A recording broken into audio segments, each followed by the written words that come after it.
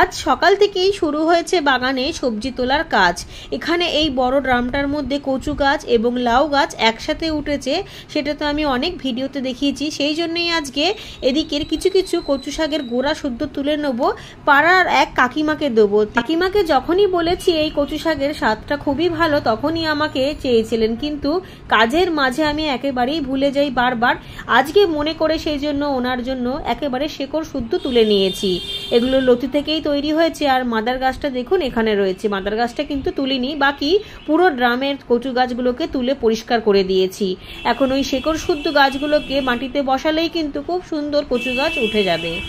বাগানের সব থেকে ভালো কচু গাছ হচ্ছে এইটা, একদম গলা কুটায় না। যদিও বা কচু গাছ আমি খুব একটা চিনি না, কিন্তু এবারে বাজার থেকে কেনার সময়তেই বাজার বিক্রেতারা খুব ভালোভাবে বলে দিয়েছিলেন যে এটা খুব ভালো জাতের কচু গাছ, একবার বসালে আর কোনো অসুবিধাই হবে না, বারবার ওখান থেকে